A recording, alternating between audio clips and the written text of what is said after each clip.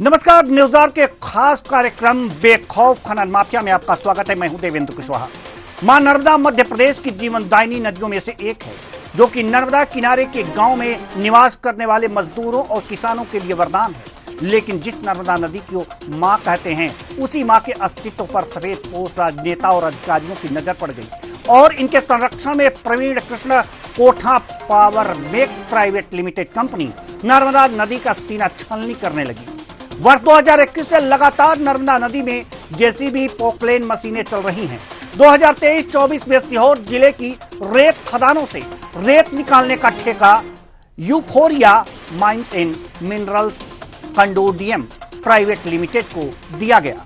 यह कंपनी चंद्रशेखर चौरसिया की है, जिन पर आरोप है कि यह कंपनी राजनेताओं और अधिकारियों के संरक्षण में दिन रात नर्मदा नदी से अवैध तरीके से सफेद सोना निकालकर काली कमाई कर रही है और जीवनदायिनी मां नर्मदा का अस्तित्व मिटाने में लगी हुई है।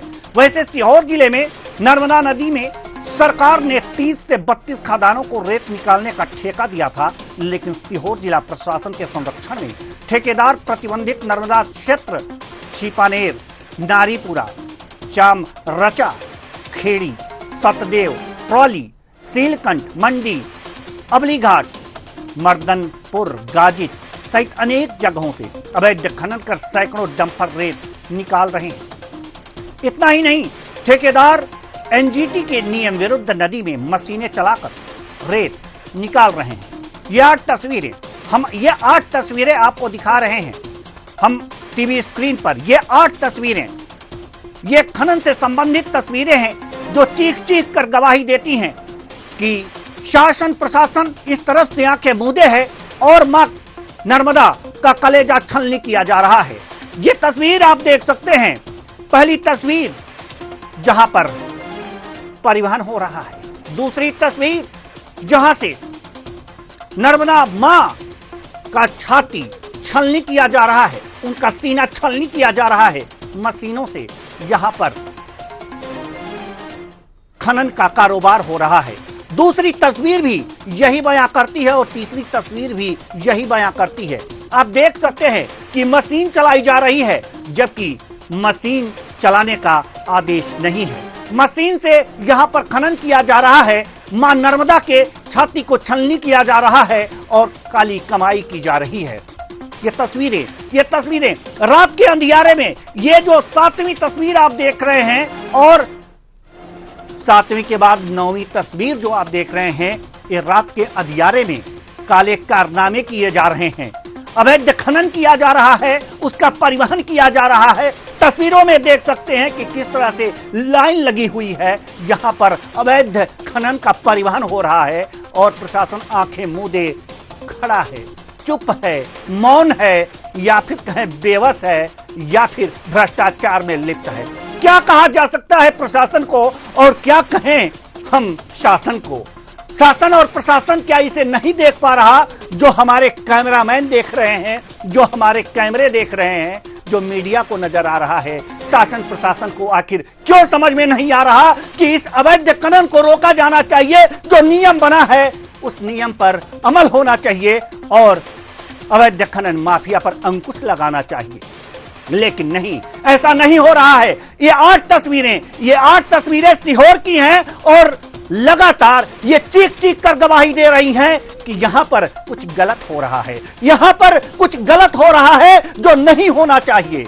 वास्तव में यहां पर नियम का उल्लंघन किया जा रहा है और खनन माफियाओं द्वारा काली कमाई की जा रही है। इसमें कौन कौन से लिप्त हैं, ये तो जांच का विषय है, लेकिन पहले इस पर कार्रवाई तो हो, इस पर कुछ जब्तीकरण तो हो। वैसे अगर बात करें सरकार द्वारा संचालित रेत खदानों की, तो मजदूरों द्वारा खदानों से रेत निकालकर डंपर ट्रैक्टर भरने के अनुबंध हैं, यानी कि मजदूर भर सकते हैं। ये तस्वीरें आप देख सकते हैं कि जो खनन हो रहा है उसमें जो अनुबंध है, जिसके लाइसेंस दिए गए हैं, वहां पर यह बातें स्पष्ट होती हैं और यह अनुबंध है कि यहां पर मजदूर जो हैं वो खनन करेंगे, न कि मशीनें खनन करेंगी। हम पीसीआर से निवेदन करेंगे कि खनन होती हुई उन तस्वीरों को दिखाएं जहां पर मशीनों से खनन हो रहा है, जबकि अनुबंध में मजदूर खनन कर सकते हैं और टालियों पर और डंफरों में उसे लोडिंग कर सकते हैं। लेकिन इस अनुबंध का भी उल्लंघन हो रहा है। रेत माफिया ठेकेदारों द्वारा संचालित खदानों में दर्जनों पनडुब्बियां, पोकलैंड, जेसीबी मशीनें चलाकर अवैध खनन कर रेत निकाल रहे हैं। इस संबंध में हमारे संवाददाता ने राजस्व मंत्री से बात की तो उन्होंने इस बात को माना कि नर्मदा नदी में अवैध खनन हो रहा है। आइए हम इस बात को भी सुनवाते हैं मंत्री, जो राजस्व मंत्री हैं करण सिंह वर्मा, वो क्या कह रहे हैं खनन के बारे में, आप भी सुन लीजिए। मैंने सीओर में कलेक्टर्स सारे ठेकेदारों की मीटिंग ली थी, माइनिंग वालों को ली थी। ये ठीक है, अवैध खनन इसमें हो रहा है, कहीं ना कहीं इसमें कमी है। खैर, मंत्री जी ने आश्वासन दिया, ऐसा नहीं है कि मध्य प्रदेश सरकार ने अवैध खनन एवं अवैध परिवहन को रोकने का कोई काम नहीं किया। इसके लिए 28 मई 2024 को प्रमुख सचिव राजस्व ने खनिज विभाग को एक आदेश जारी किया। यह आदेश भी हम आपको इस टीवी स्क्रीन पर दिखाते हैं। ये आदेश की कॉपी है जिसे प्रमुख सचिव राजस्व ने खनिज विभाग को जारी किया। यह आदेश की कॉपी हम आपको दिखा रहे हैं। खनन रोकने के लिए आदेश जारी किया था, खनिज विभाग को यह आदेश जारी किया गया था ताकि अवैध खनन जो कि मशीनें जहां पर चल रही हैं उसे पकड़कर कार्रवाई की जा सके, जब्त किया जा सके। राज्य सरकार के आदेश के बाद 29 मई से बुदनी एवं भेरुंदा एसडीएम ने ताबड़तोड़ कार्रवाई की। हम इस कार्रवाई की सराहना करते हैं कि कम से कम इस आदेश के आने के बाद एसडीएम महोदय ने ताबड़तोड़ कार्रवाई तो की और प्रतिबंधित खदानों पर चल रही मशीनों को पकड़ा। ये पकड़ी हुई मशीनें आप देख सकते हैं, जिनमें 6 पोकलैंड, जेसीबी मशीनें और पनडुब्बियां शामिल हैं। फिर भी अवैध खनन और परिवहन जारी है, जो एक बड़ी समस्या है। नर्मदा नदी में बड़े पैमाने पर आज भी पोकलैंड, जेसीबी और पनडुब्बियां चल रही हैं और सीहोर जिला प्रशासन सरकार द्वारा जारी आदेश की अनदेखी कर रहे हैं। आखिर क्यों? इसके पीछे का रहस्य क्या है? पिछले 3 सालों में दर्जनों लोगों की जान चली गई। बीच नर्मदा नदी में मशीनों एवं पनडुब्बियां चलने से जलीय जीवों पर भी खतरा बढ़ गया। वहीं सीहोर जिला मत्स्य विभाग ने नदियों में 10 जून से 15 अगस्त तक मछली पकड़ने पर रोक लगा दी है। तो नदी के बीचों बीच पानी में मशीनें चलने से मछलियां और अंडों की हानि हो रही है। और वास्तव में कहा जा सकता है इन तस्वीरों को देखकर कि मां नर्मदा का सीना दिन रात एक करके छलनी किया जा रहा है। इस खबर पर ज्यादा जानकारी के साथ हमारे सीहोर संवाददाता चंदर सिंह बागवान जुड़े हुए हैं। चंदर सिंह बागवान, अवैध खनन सीहोर एक सिक्के के 2 पहलू बन गए हैं। स्थिति क्या है? हर घाटों पर अवैध खनन और अनुबंध के मुताबिक काम नहीं। कहां सोया हुआ है प्रशासन? क्या कर रहे हैं अधिकारी?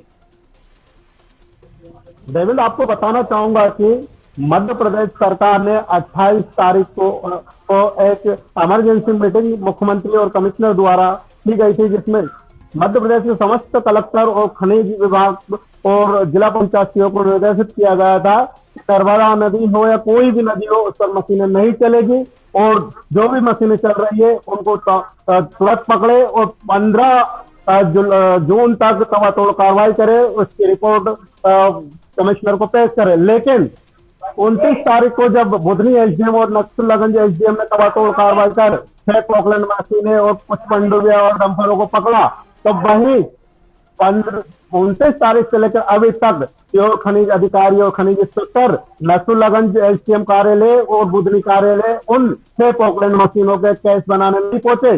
कारण यह है कि जो पोकलैंड मशीनें पकड़ाई है वो ठेकेदार और कुछ माफियाओं की पकड़ाई, जो कि जिनको पूरा संरक्षण खनिज अधिकारी कहा है। खनिज अधिकारी पहले बोलते थे कि सीहोर जिले में कोई अवैध खनन नहीं हो रहा, लेकिन सरकार के आदेश के बाद जब एसडीएम ने मशीनें पकड़ी तो सरकार ने उन पर कार्रवाई नहीं की, जबकि पूरा अवैध खनन जो हो रहा है चेपानेर से लेकर चौमलवाड़ा तक 45-50 खदानें हैं, जिसमें से डेढ़ कुल 32-33 खदानें बाकी पूरी अवैध खदानें हैं। अवैध खदानों पर पंडोवी और पोकलैंड और सेवी दिन रात सीना छलनी किया जा रहा है, और जिसकी रॉयल्टी है यूं खोरिया mines mineral water Chandrashekhar Chaurasia देकर सरकार का खजाना लूट रहा है। चंद्र सिंह बागवान, आपने कहा कि 30 से 32 वैध खदानें हैं, तो इन वैध खदानों में क्या अनुबंध के मुताबिक ही काम हो रहा है? हाँ देवेंद्र, बताना चाहूंगा कि जो वैध खदान है उनमें भी बड़े बड़े गड्ढे कर दिए गए पोकलैंड मशीनों से, जो कि हम तस्वीरों में दिखा रहा है। लेकिन हमारी खबरें चलने के बाद खनिज अधिकारी ने अपने माफियाओं को संरक्षण दिया और उनसे कहा कि शाम 5 बजे सूरज ढलने के बाद सुबह 7 बजे तक पोकलैंड मशीनें चलाए, जो कि आप खुद तस्वीरों में देख सकते हैं किस तरह से जाजना, बाबरी, जहाजपुरा, सीलखंड में, आंबावड़ गांव में किस तरह पोकलैंड और जेसीबीओ का मेला लग रहा है। जी बिल्कुल चंद्र सिंह बागवान, एक सवाल और है आपसे कि जो वैध घाट हैं जिन पर खनन हो रहा है और जिनके लाइसेंस बने हुए हैं, वहां की बात छोड़ दीजिए, जो 30 और 32 आप बता रहे हैं, लेकिन अवैध भी चल रहे हैं आपका कहना है, तो इनकी संख्या कितनी होगी? अवैध खदानें जो है कि चेपानेर से लेकर नसुलगंज तक 7 खदानें इस पट्टी में, जो कि नसुलगंज थाना और गोपालपुर थाने में लगती है। वहीं चार खदानें रेटी थाने में है, जो कि रेटी थाने में लगती है, जैसे कि आवली घाट, मर्दानपुर और बुद्धि सागर थाने के अंतर्गत भी 4-5 खदानें लगती है। ऐसे 15-20 खदानें जो कि अवैध है, जिन पर के पर्यावरण और सरकार द्वारा जिनका ठेका नहीं दिया गया, लेकिन वहां भी धड़ल्ले से पोकलैंड जेसीबी और पंडुबिया चल रही है और सैकड़ों डंपर चंद्र सिंह बागवान, इन घाटों से, खदानों से जो है ये रेत तो निकाली जा रही है, लेकिन इसके लाइसेंस सरकार ने जारी नहीं किए। क्यों नहीं किए? आखिर इसके पीछे जरूर कोई ना कोई कारण होगा। वो कारण क्या रहे होंगे?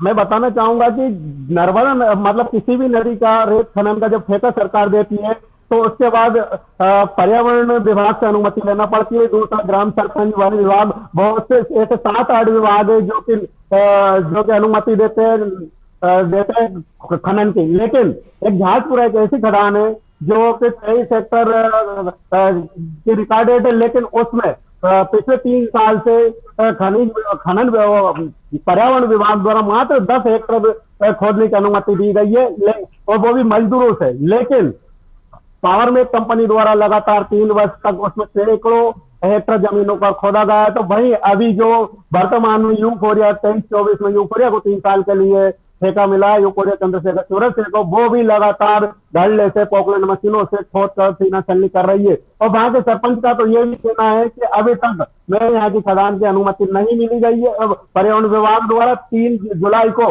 पर्यावरण सीओर के अधिकारी मेरे पास आएंगे और मीटिंग रखकर इसकी अनुमति लेंगे, लेकिन जिसके बाद बिना पर्यावरण की अनुमति के बगैर साल भर से euphoria mines mineral Chandrashekhar Chaurasia बड़े बड़े गड्ढे कर रही है। इसमें पिछले वर्ष 2023 में 5 लोगों की मौत हुई थी उन गड्ढों में डूबकर। जी चंद्र सिंह बागवान, हम ये जानना चाहेंगे कि जिन खदानों में मशीनें चल रही हैं और मशीनों से खादान किया जा रहा है, उससे पर्यावरण को और अन्य क्या नुकसान है? जिन खदानों में मशीनें चल रही है उनसे पर्यावरण और को तो नुकसान है, साथ में जल जीव, जो कि 10 जून से मत्स्य विभाग द्वारा मछली मारने पर प्रतिबंध लगा दिया गया है। वो मछली अभी पंडोवी और पोकलैंड जेसीबी के जो केमिकल युक्त डीजल पेट्रोल उनके संपर्क में आकर मर जाएगी, जिससे कि आने वाले समय में मछलियों का भी उत्पादन नहीं होगा। दूसरा, जो गड्ढे उससे लगातार नर्मदा क्षेत्र का जल स्तर घटता जा रहा है, जिससे कि जो नर्मदा किनारे के गांव हैं आसपास के, उनके कुएं में जहां 5-10 फीट पानी होता था, आज 50 फीट नीचे जल स्तर उतर गया है। चंद्र सिंह बागवान, इस तरह से अगर जो आप कह रहे हैं कि पर्यावरण को नुकसान हो रहा है और जलीय जीव जंतु हैं उनका नुकसान हो रहा है, उनके जीवन को संकट हो रहा है, और दूसरी बात जहां पर इस खादान के लिए खनन करने की अनुमति नहीं है वहां पर भी इस तरह से खनन किया जा रहा है, और जहां अनुमति है वहां मशीनों से खनन किया जा रहा है। ये तो तमाम विभागों की बात है, एक विभाग की नहीं। अगर जो कार्रवाई हो और सभी विभाग एकजुट होकर कार्रवाई करें तो वास्तव में खनन हो ही नहीं सकता। लेकिन क्या कोई भी विभाग क्या ये सोच रहा है हर विभाग की चलिए उस विभाग का काम है वो विभाग करेगा, खनिज विभाग का काम है वो विभाग करेगा, आपस में देखा देखी की बात हो रही है या कुछ और भी बातें अंदर की हैं? मैं बताना चाहूंगा देवेंद्र की ये जो सीहोर जिले में खनन हो रहा है वो पूरा सीहोर जिला प्रशासन और खनिज अधिकारी के संरक्षण में हो रहा है। इसलिए दूसरे विभाग उसमें हस्तक्षेप नहीं करते, क्योंकि दूसरा विभाग हस्तक्षेप करेगा तो जिला प्रशासन द्वारा उसे नोटिस जारी कर दिया जाएगा कि तुमने क्यों रोका।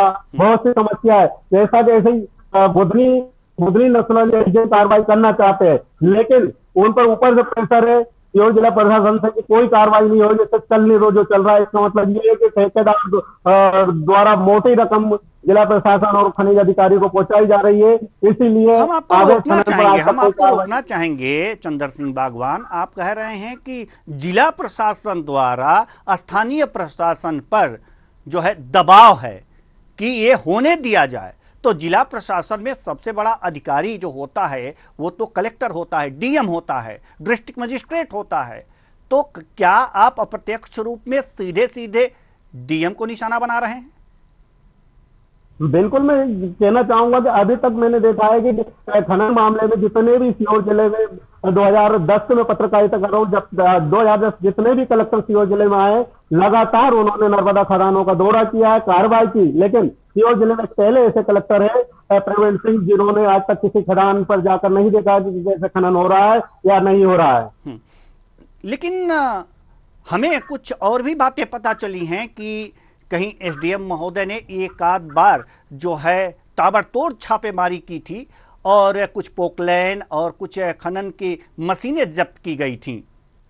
तो क्या अगर जो डीएम का उन पर इस तरह से दबाव होता तो एसडीएम महोदय इस तरह के छापेमारी कर पाते?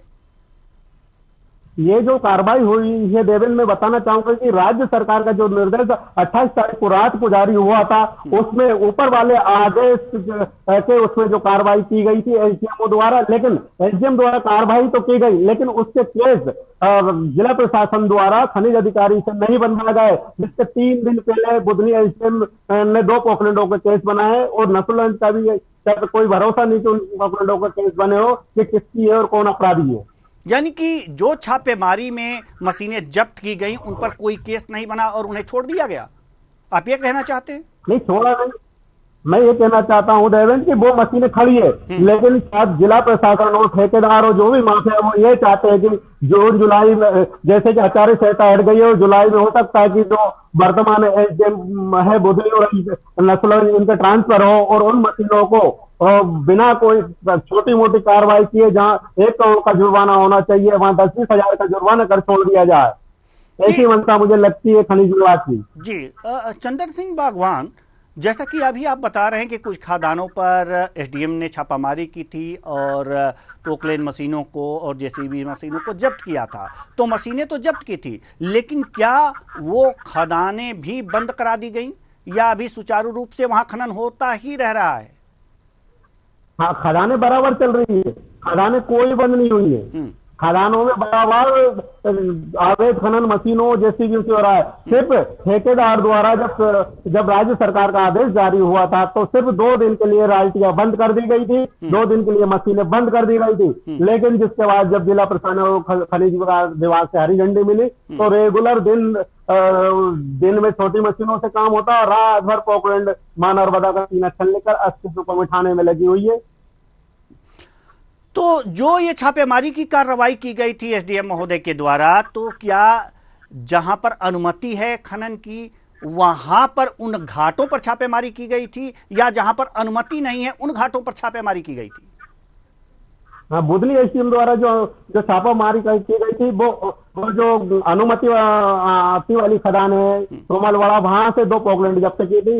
वहीं अगर बात करें नस्लगंज एसडीएम की तो उनमें जो 4 पोकलैंड है वो आंबाबड़ गांव से जब्त की थी, वो भी अनुमति है। लेकिन जो पंडुबिया और जेसीबी जब्त की थी वो सीलकंठ खदान से जब्त की थी जहां की कोई अनुमति नहीं है, बिल्कुल अवैध खदान है। जी, तो जहां से अवैध खनन है, क्या वो अवैध खनन पर रोक लगी, वहां से खनन बंद हुआ छापेमारी के बाद?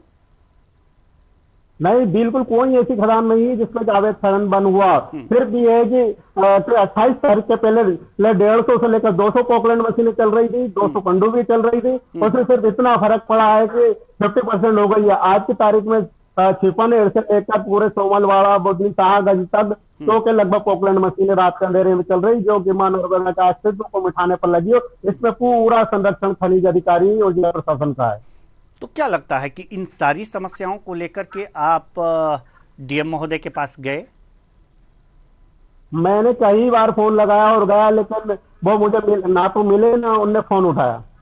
नहीं, अगर जो उन्होंने फोन नहीं उठाया तो उनके कार्यालय पर आप गए? बिल्कुल मैं गया ना। आप गए, लेकिन उन्होंने मिलना मुनासिब नहीं समझा, आपसे मिलना जरूरी नहीं समझा, क्योंकि आप क्वेश्चन कर देते, आप प्रश्न कर देते कि यहाँ खनन हो रहा है, यहाँ पर कार्रवाई क्यों नहीं हो रही है, यहाँ पर अवैध खनन हो रहा है, यहाँ पर कार्रवाई क्यों नहीं हो रही है, तो शायद डर गए हों। लेकिन गलत मेरे द्वारा लगातार डीएम के व्हाट्सएप पर, भोपाल कमिश्नर के व्हाट्सएप पर, खनिज पीएस, राजस्व पीएस के व्हाट्सएप पर रेगुलर हर 1-2 दिन में पूरे जहां का खनन हो रहा है जीपीएस कैमरे के साथ वीडियो फोटो भेजी जा रही है, लेकिन कोई कार्रवाई करने के लिए तैयार नहीं है और नर्मदा का जल स्तर गिरता ही जा रहा है। चलिए, तो कुल मिलाकर के ये देखा जा सकता है कि ये तो बड़ी शर्मनाक स्थिति है कि सारी चीज एविडेंस भी आप लोग लगातार भेज रहे हैं अधिकारियों को, और वो कुछ भी करने में अपने आप को सक्षम नहीं पा रहे हैं। तो लगे हाथ अब ये भी बता दीजिए कि जनप्रतिनिधि क्या कर रहे हैं वहां के, वो भी क्या आंख मूंद के बैठे हैं? जल्दी से। मैं बताना चाहूंगा कि ये जो ठेकेदार है आंध्रा का, साउथ का है, जो कि 2020 में मध्य प्रदेश में इसने एंट्री की और आज इसने मध्य प्रदेश में इतना बड़ा जाल बिछा रखा है कि जो नर्मदा नदी अन्य जिलों में 28 जिलों में जो रेत का अन्य नदियों से बेतवा काबरी इनसे जो खनन होता है, उनमें जो भी ठेकेदार है उनसे इसने सिंडिकेट कर ठेकेदार कोई और है, सारा काम ये कर रहा है। और इसमें क्या शासन, प्रशासन और नेता और दूसरे अन्य जो चिल्ला चोट वाले सभी को लिफाफों के दम पर दबा रखा है, जो कि खनन के मामले में लिफाफों के दम पर। लिफाफा बड़ा मजबूत है। लिफाफा जो अंदर से खुलता है तो बहुत ही उसमें से राज जो हैं वो दफन हो जाते हैं, कलेजे के अंदर ठंडक पड़ जाती है और कार्रवाई करने में थोड़ी सी शर्म भी आती है। बहुत बहुत धन्यवाद चंद्र सिंह बागवान इस तमाम जानकारी के लिए। तो कुल मिलाकर के देखा जा सकता है कि सारी कलई खुल गई, सारी कलई खुल गई। इस प्रोग्राम में हमने किसी अधिकारी को नहीं जोड़ा, इस प्रोग्राम में हमने अपने संवाददाता से ही सारी की सारी पोल खोल कर रखी। अब अधिकारी महोदय से निवेदन है, प्रशासन से निवेदन है, स्थानीय प्रशासन से निवेदन है, थोड़ी सी शर्म हो तो चुल्लू भर पानी में या वही अवैध खनन वाले जो खनन का जो घाट है उसी पानी में डूब के मर जाएं या थोड़ी सी कार्रवाई कर लें। कम से कम शासन को बदनाम तो ना करें, क्योंकि जो सरकार है आपके इस रवैये से सरकार बदनाम होती है। और सरकार को भी थोड़ा सा इस पर ध्यान दे देना चाहिए कि आपके अधिकारी आपके नीचे बैठकर कौन सा गुल खिला रहे हैं। लिफाफे वाली बात हमारे संवाददाता ने कही, लिफाफा वास्तव में मोटा होगा। अब लिफाफा कैसा है ये तो बाद में पता चलेगा, लेकिन अगर जो शासन थोड़ा सा ध्यान दे दे अपने अधिकारियों पर तो इनके लिफाफे की परत खुलते देर नहीं लगेगी। फिलहाल इस कार्यक्रम में इतना ही, मुझे दीजिए इजाजत, नमस्कार।